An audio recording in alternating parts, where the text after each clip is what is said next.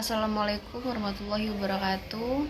Perkenalkan, saya dengan Setianingrum dengan NIM 2202111025 dari kelas Ilmu Komunikasi 22A, Prodi Ilmu Komunikasi, Universitas Muhammadiyah Cirebon. Tujuan saya membuat video ini untuk memenuhi tugas akhir mata kuliah Manajemen Komunikasi, yaitu pembahasan mengenai bab 10 tentang monitoring dan evaluasi program komunikasi. Baik, langsung saja kepada materinya, yaitu monitoring dan evaluasi program komunikasi. Yang selanjutnya itu ada poin A, yaitu konsep dasar monitoring dan evaluasi. Berikut pengertian monitoring dan evaluasi.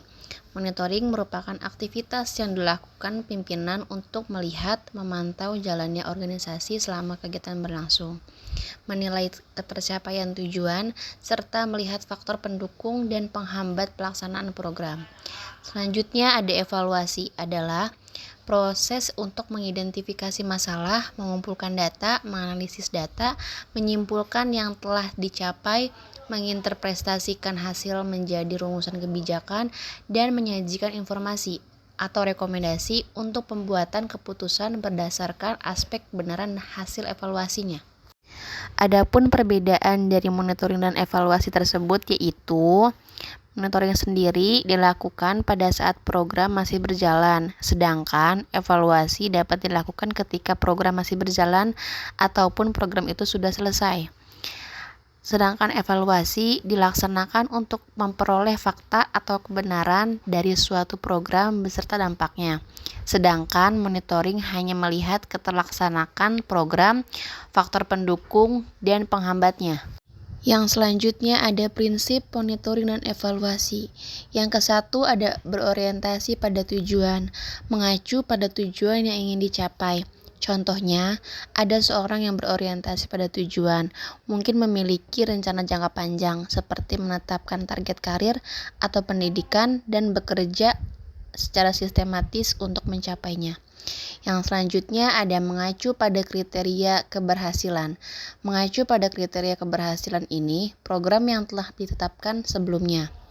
Contohnya, itu ada tergantung pada konteksnya. Misalnya, dalam proyek pengembangan perangkat lunak, kriteria keberhasilan dapat mencakup penyelesaian tepat waktu, kualitas kode yang tinggi, dan kepuasan pengguna.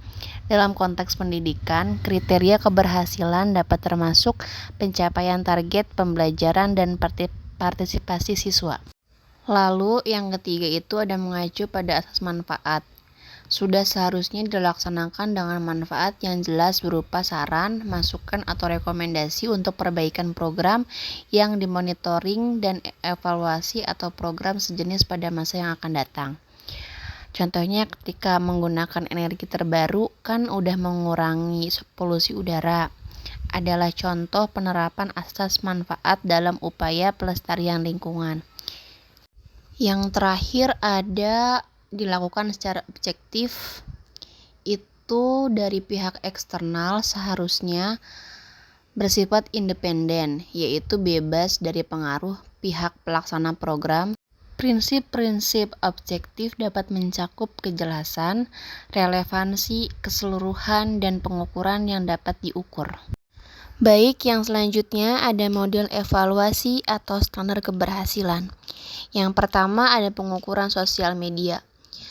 Untuk mengomunikasikan suatu produk semakin menjadi tren, hal ini tentunya membuka peluang pemasaran sebagai salah satu bahan kajian dalam komunikasi pemasaran. Yang kedua ada prepare implementation impact. Proses planning untuk mengukur dan mengevaluasi hasil riset, implementasi untuk melacak keberhasilan dari taktik, dan impact untuk mengukur dan mengetahui usaha yang telah dijalankan. Yang ketiga ada kriteria evaluasi. Tujuannya kriteria evaluasi ini adalah untuk memberikan arahan perencanaan dan mengidentifikasi hasil yang menentukan keberhasilan atas tujuan yang telah ditetapkan. Yang selanjutnya ada 4 kelompok pengembangan, meliputi pendekatan preordinate. Memiliki 2 karakteristik. Yang pertama, ditetapkan sebelum pelaksanaan evaluasi. Kedua, kriteria yang dikembangkan bersumber pada standar tertentu seperti pada pandangan teoritis atau kumpulan tradisi yang sudah dianggap baik. Yang kedua itu ada pendekatan fidelity. Kriteria yang dikembangkan sebelum evaluator turun ke lapangan untuk mengumpulkan data. Pendekatan fidelity ini tidak menggunakan kriteria yang bersifat umum, sebagaimana tuntutan pendekatan preordinate. Yang ketiga itu ada pendekatan gabungan mutual adiptif, merupakan perpaduan antara pendekatan preordinate, fidelity, dan proses yang dikembangkan dari karakteristik program dari luar, pandangan secara teori dari para pelaksana dan dari pemakai program. Yang terakhir ada pendekatan proses, mengembangkan kriteria selama proses evaluasi berlangsung. Pendekatan ini berhubungan dengan aplikasi pendekatan kualitatif. Yang selanjutnya ada aplikasi konsep evaluasi program komunikasi.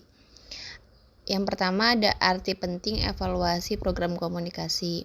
Mencakup dapat mempertahankan program kehumasan dan keberadaan bagian humas dalam perusahaan dengan menunjukkan nilai program humas bagi perusahaan.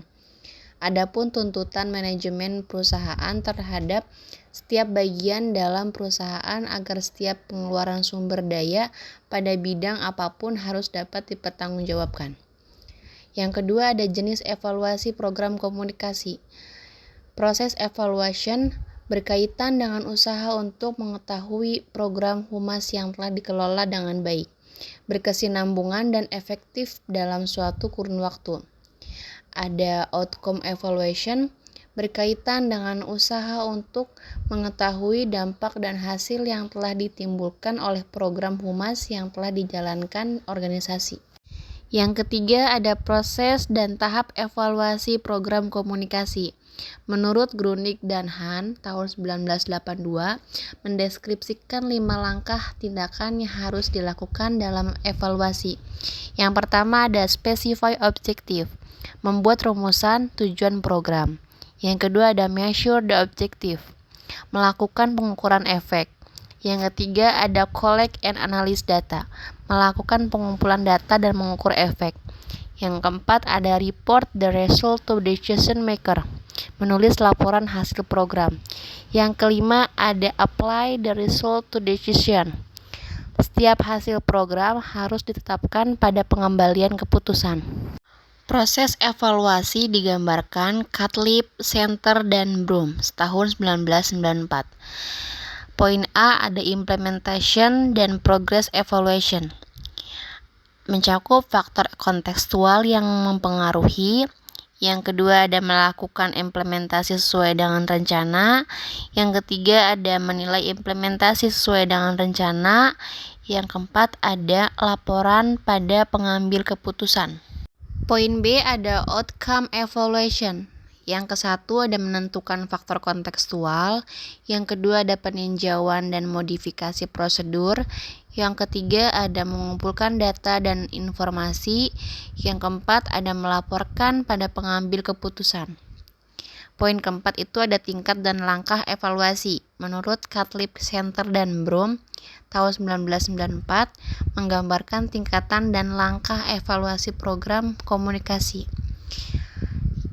Preparation evaluation itu mencakup pada yang kesatu ada menilai kecukupan informasi, yang kedua ada melihat organisasi dan ketepatan strategi, yang ketiga ada menilai kualitas pesan, yang keempat ada kualitas penyajian. Yang selanjutnya ada poin B, yaitu implementation evaluation. Yang kesatu ada menghitung yang sudah dilakukan oleh komunikator dalam implementasi program. Yang kedua ada penghitungan jumlah pesan yang telah terkirim dan terdistribusikan.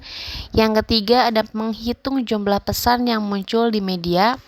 Yang keempat ada menghitung jumlah pesan yang terterpa pesan.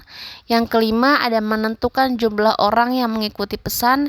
Yang keenam ada metode yang digunakan. Selanjutnya ada poin C, yaitu impact evaluation. Yang kesatu ada bertujuan mengetahui outcome. Yang kedua ada mengetahui hal-hal yang dipelajari oleh publik. Yang ketiga, ada menghitung jumlah orang yang berubah pendapatnya serta menjaga sikapnya. Yang keempat, ada menilai program telah tercapai. Mungkin cukup sekian pembahasan dari saya. Kurang lebihnya mohon maaf. Wassalamualaikum warahmatullahi wabarakatuh.